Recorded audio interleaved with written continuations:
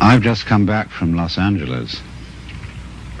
I was down there to meet with a group of rather important people in the movie industry, scientists and so on, who were considering calling a congress of the best minds in the world to meet in Los Angeles in the near future, to be a kind of planetary alarm conference.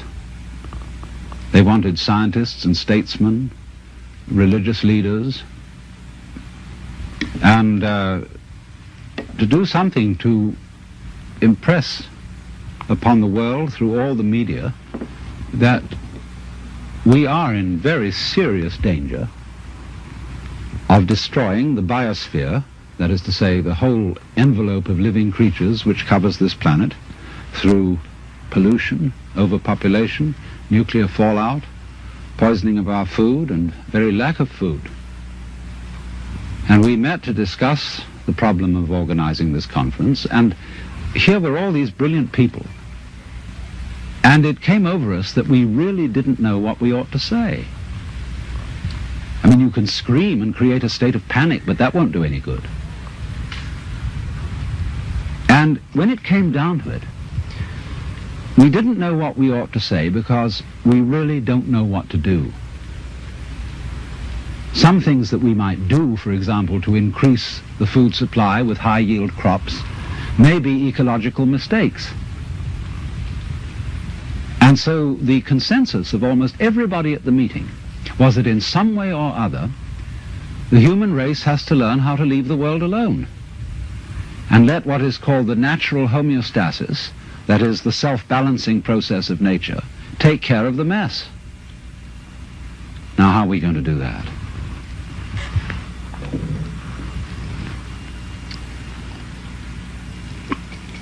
This is Japanese ceremonial tea.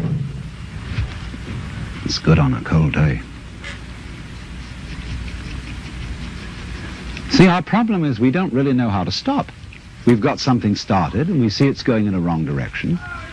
And I think the difficulty is, to borrow an old Chinese saying, that when the wrong man uses the right means work in the wrong way. In other words, there's something wrong with the way we think. And while that is there, everything we do will be a mess. Now, what is it that's wrong? Now, as far as I can see, the basic mistake is that we've invented this wonderful system of language and calculation, and that it is at once too simple to deal with the complexity of the world, and also we are liable to confuse that system of symbols with the world itself, just as we confuse, say, money with wealth. A lot of people are in business to make money instead of wealth. When they make the money, they don't know what to do with it.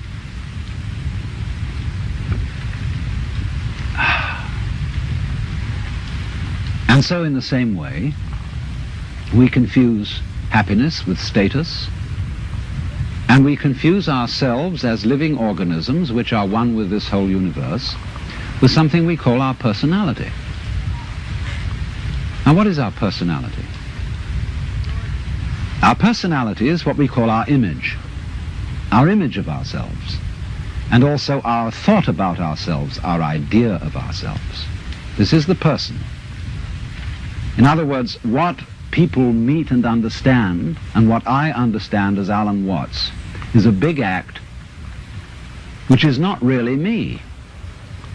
Because in the image of Alan Watts, there are not all my unconscious processes, both psychological and physical.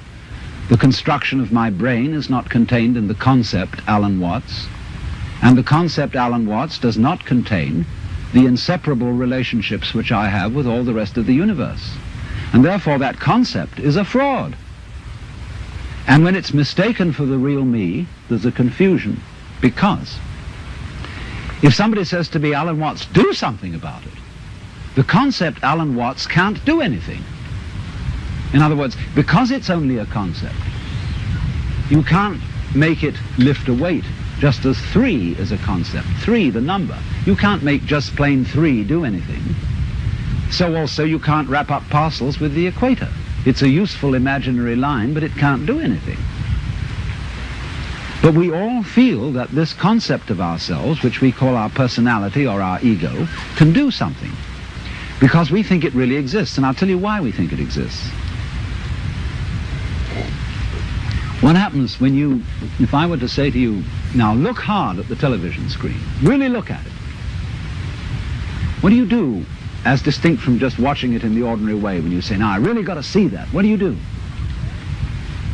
Notice that you tighten muscles all around here, that you frown a little, you clench your teeth perhaps. Now what has that got to do with seeing anything clearly? It has absolutely nothing to do with it. Same thing when you listen carefully. Now listen, catch everything that's said, or you start tightening up around your ears. That has nothing to do with hearing clearly. Now from the moment we were little children, when teachers in class screamed at us, pay attention, we go tight in various ways. Either to see or hear more clearly, to concentrate, or to will something which is supposed to be difficult to do. And that constitutes a habitual tension over the whole body that's there almost all the time. And that feeling of unnecessary tension is, as it were, the material sensation upon which we fasten this concept of I. We hang it on to that feeling. The concept is not us. The feeling of tension is completely phony. It has nothing to do with success in seeing, hearing, or acting. And so we get the marriage of an illusion with a falsehood. And that we call ourselves. And no wonder we feel cut off from everything, alienated, frightened of life and death. So what has to happen is we have to come back to a sane view of our own life, which is the way we really are, an organism functioning in terms of the whole environment, with the whole environment, instead of this funny little separate personality. But how are we going to do that? People say, oh, you can't change human nature overnight. You're asking us to give up the ego. And that's the most difficult of all things to do. Actually, it isn't. Because the ego doesn't exist. But of course, if you try to give up your ego with your ego, then it'll take you to the end of time. Because this is the point. You can't transform yourself. You can't make yourself sane. You can't make yourself loving. You can't make yourself unselfish. And yet it's absolutely necessary that we be that way. It's absolutely necessary.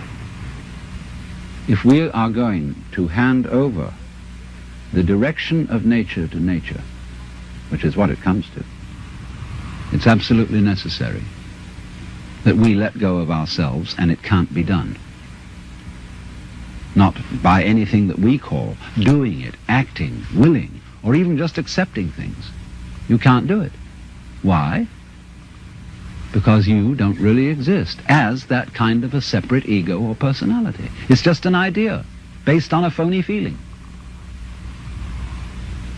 So when it comes down to it, it's shocking news for us, for the human race, for our pride. You're only making a mess by trying to put things straight. You're trying to straighten out a wiggly world, and no wonder you're in trouble. So you can't do anything. So you can't transform yourself. And what can you do? What happens then if you actually realize you've come to a dead end? And the human race has come to a dead end, in my opinion. What then? Commit suicide?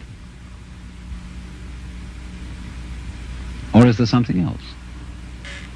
What happens when you just wait? There's nothing you can do. You watch. And all you see is what goes on that is happening of itself. You're breathing, the wind is blowing, the trees are waving, your blood is circulating, your nerves are tingling. It's all going on of itself. But you know, that's you. That's the real you. The you that goes on of itself. It's not the symbol. It's not the person. It's you that's happening, as when you breathe. Yes, you can get the feeling that I am breathing by shoving your breath, but your breath goes on day in and day out without your doing anything about it or even thinking of it. The same way your brain is functioning without your forcing it. So when you come to a dead end, and we are individually and socially now in 1971 at a dead end, this is the moment of which it is said man's extremity is God's opportunity. Because we have to stop. And when we stop, we find a world that is happening rather than being done, being shoved. And that happening, as distinct from doing, is our fundamental self. And our fundamental self is not something just inside the skin. It's everything around us with which we connect. When you look out of your eyes at nature happening out there, you're looking at you. I'm not going to say what we should do from then on, but simply that before we think of doing anything in this critical situation, we realize the completely illusory nature of the beings that we think we are, and get back again to the beings that we really are, which includes all this